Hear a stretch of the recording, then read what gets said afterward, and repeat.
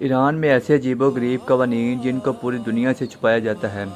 دوستو، کیا آپ نے کبھی کسی ایسے ملک کے بارے میں سنا ہے جہاں پر برائٹ کلوز یعنی کہ بھڑکیلے کپڑے پہننے پر یا سرے عام ناچنے پر آپ کو گرفتار کر لیا جائے، یا جہاں پر سوشل میڈیا کا استعمال ایک جرم ہو اور اس پر آپ کو لمبی قید کی سزا سنا دی جائے؟ آپ کو یہ بات جان کر بہت ہی حیرت ہوگی کہ ایران دنیا کا وہ واحد ملک ہے جس کی قوانین نہ صرف آؤٹ سائڈر یعنی کہ باہر سے آنے والے نہیں جانتے، بلکہ اس کے اپنے ملک کے لوگ بھی جان کر حیران رہ جاتے ہیں۔ یہ دنیا کا واحد ملک ہے جہاں آپ کب قانون کے دائرے سے باہر جا رہے ہیں یہ آپ کو پتہ بھی نہیں چلتا۔ عادل وائس 92 چینل کی آج کی اس ویڈیو میں ہم آپ کو ایران میں رائج دنیا کے سب سے عجیب و غریب قوانین کے بارے میں بتانے جا رہے ہیں۔ تو یہ قوانین جاننے کے لیے آج کی اس ویڈیو کو آخر تک ضرور دیکھیں، اور اگر آپ نے ابھی تک ہمارے چینل کو سبسکرائب نہیں کیا تو سبسکرائب کر لیں اور ساتھ ہی میں موجود بیل کے آئیکن کو بھی ساتھ دبا دیں۔ Number 1، morality police. دوستو، ایران میں رائج دنیا کے سب سے سخت اور عجیب و قوانین کے لسٹ میں ہمارے پاس نمبر 1 پر ایک خاص قسم کی پولیس آتی ہے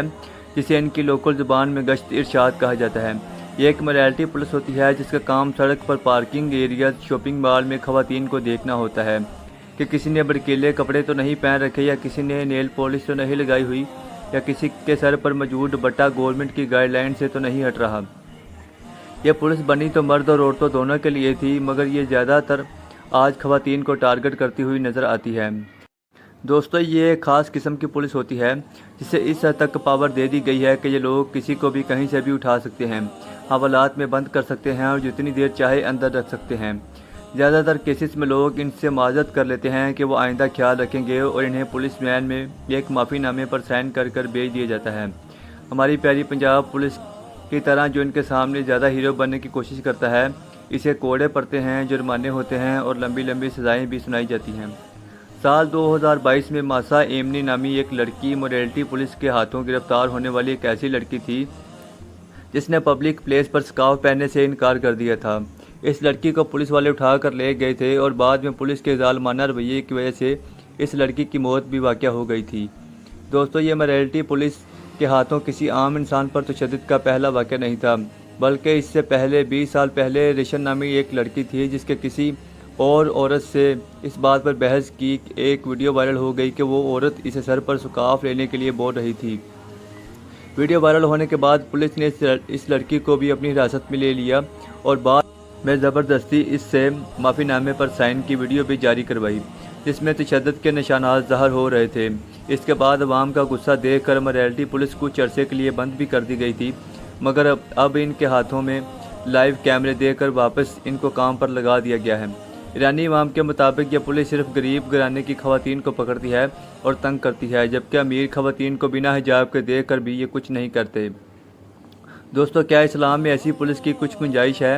کیا یہ پولیس اسلامی تعلیمات کے مطابق ہے؟ کمنٹ سیکشن میں اپنی قیمتی رائے سے آگاہ ضرور کیجیے گا۔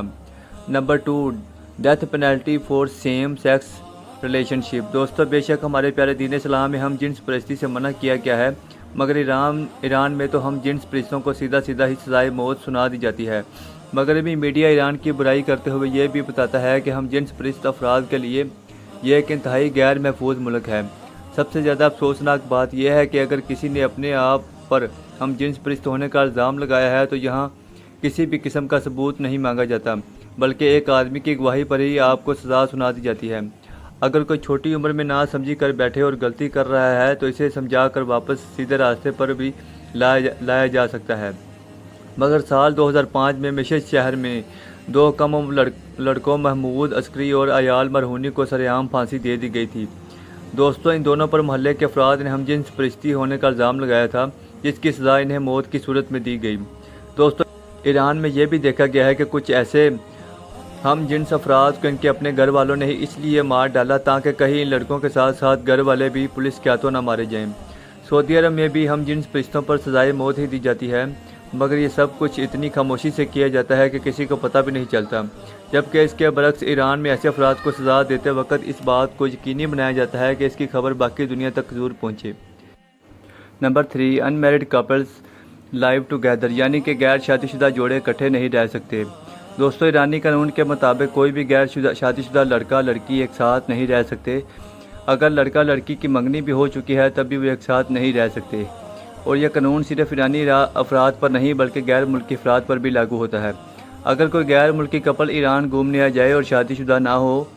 تو انہیں علیحدہ کمرے لینے پڑیں گے اور ایک ساتھ رہنے کے لیے انہیں باقاعدہ میرج سرٹیفکیٹ ساتھ لینا پڑے گا۔ دوستو یہ بات صرف ہوٹلوں تک ہی ختم نہیں ہوتی،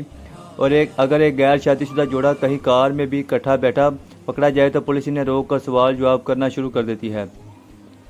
سال 2018 میں ایران کے شہر مشہد میں ایک جوڑے کو پولیس نے پکڑا جب ان کے محلے داروں نے بتایا کہ یہاں پر ایک غیر شادی شدہ جوڑا اکٹھا رہ رہا ہے۔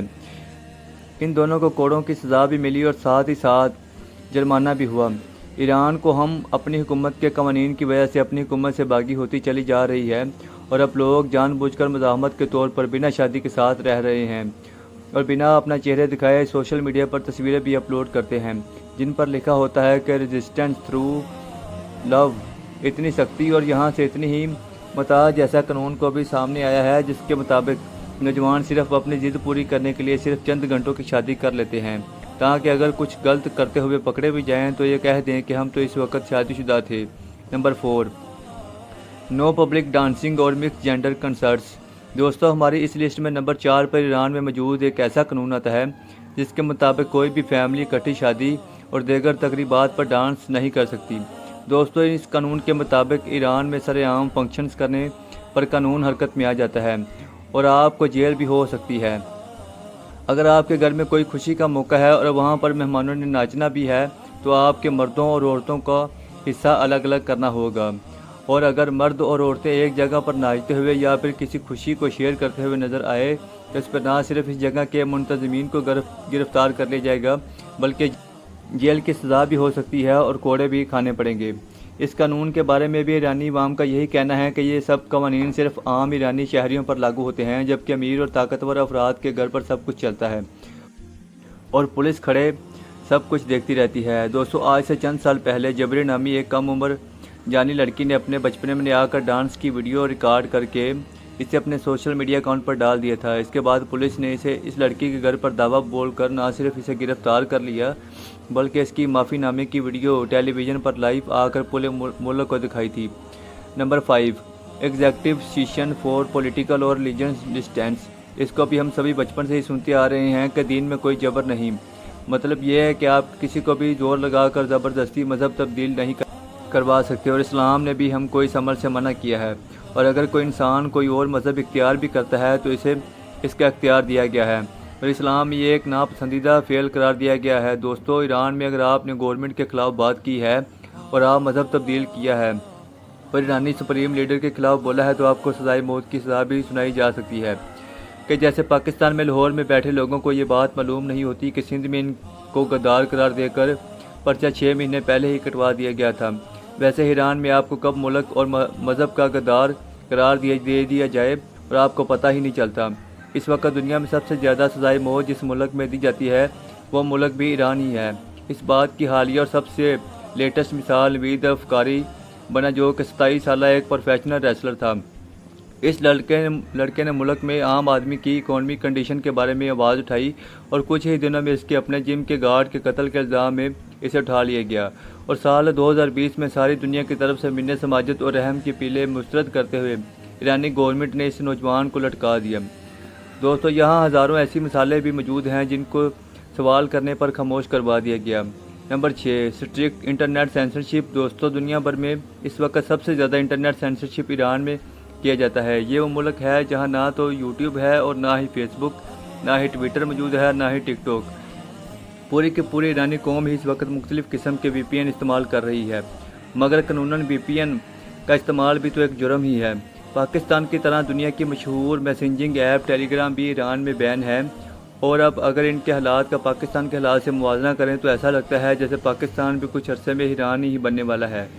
دوستو ایران کی عوام بھی اب اپنی حکومت کے خلاف اس قدر بھڑک چکی ہے کہ شاید اس کا فائدہ اٹھانے کے لیے اسرائیل اور امریکہ نے بھی ایران پر حملہ کیا، اور ان کا خیال تھا کہ ایرانی عوام اب تک کتنی تنگ آ چکی ہوگی کہ وہ اپنی گورنمنٹ کو چھوڑ کر امریکہ کو ویلکم کرے گی، مگر ایران والے سچے مسلمان اور بہادر لوگ ثابت ہوئے جو کہ کسی بھی قسم کے بہکاوے میں نہیں آئے۔ امید کرتے ہیں کہ ایرانی حکومت بھی عوام کی طرف اپنا طریقہ کار بدلے گی اور ان کو اچھی زندگی نصیب ہوگی جس میں خوشحالی، خوشی اور سکون ہوگا۔ दोस्तों अगर आपको हमारी आज की ये वीडियो पसंद आई हो तो अभी वीडियो के लिए एक लाइक ज़रूर दें और चैनल को सब्सक्राइब करना ना भूलें, और मज़ीद ऐसी इन्फॉर्मेटिव और फैक्ट से भरपूर वीडियोज़ के लिए अभी चैनल को सब्सक्राइब कर और साथ में मौजूद बेल के आइकन को भी दबा दें ताकि आने वाली हर नई इन्फॉर्मेटिव वीडियो सबसे पहले आप तक पहुंच सके।